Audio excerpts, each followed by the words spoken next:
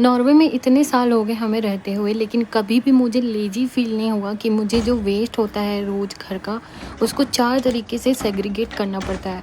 जी हाँ, नॉर्वे में ना पेपर का वेस्ट जो होता है वो अलग, प्लास्टिक का अलग, मेटल और ग्लासेस की चीज़ें अलग फेंकनी होती है, और जो डेली के जो फूड वेस्ट होते हैं ना, जिसको आप वेट वेस्ट भी कहते हो इंडिया में, वो ना अलग से फेंकना होता है। तो इस 4 तरीके से ना आपको घर में अपना जो डस्टबिन है वो सेग्रीगेट करके रखना पड़ता है। जिस एरिया में मैं पहले रहती थी ना, वहाँ पे जो कॉमन एरिया होता था, वहाँ पे जो वेस्ट करने का, जो इकट्ठा करने का जो डस्टबिन होता था ना, वो बहुत बड़ा-बड़ा होता था और बाहर से दिख जाता था। तो हम जब ले जाके फेंकते थे तो हमें आराम से दिखता था कि ठीक है, इसको खाली वो लोग कैसे कर सकते हैं। लेकिन जब से हम ना न्यू एरिया में शिफ्ट हुए, मुझे ये अंडरग्राउंड वाला जो सिस्टम था ना, वो मुझे समझ में नहीं आता था। ऊपर से हमें दिखता है कि आप यहाँ पे पेपर फेंक सकते हो, यहाँ पे प्लास्टिक फेंक सकते हो, लेकिन ना मुझे ये नहीं समझ में आता था कि आखिर ये लोग इसको खोलकर इसमें से खाली कैसे करते हैं।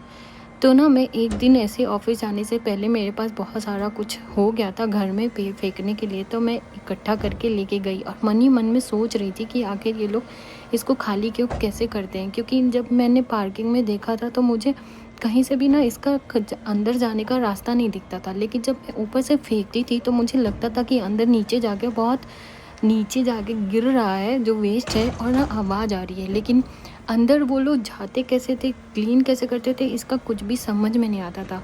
फिर जैसे ही मैं गई तो मुझे समझ में आ गया कि इनकी जो ये ड्यूटी होती है ना क्लीनिंग वालों की, ये भी ना हमारे ऑफिस के टाइमिंग से ही होती है ऑब्वियसली, क्योंकि यहाँ पे सब लोग इक्वल ही काम करते हैं। Monday to Friday, Saturday, Sunday सबकी छुट्टी होती है। तो ये क्लीनिंग वर्क करने वाले जो भैया थे ना, वो ट्रोंडम कम्युनिटी से आए हुए थे और बड़ा सा ट्रक लेके आए थे। तो मैं बहुत खुश हो गई। फिर मैंने उनसे परमिशन लिया, उन्होंने मुझे परमिशन दे दिया।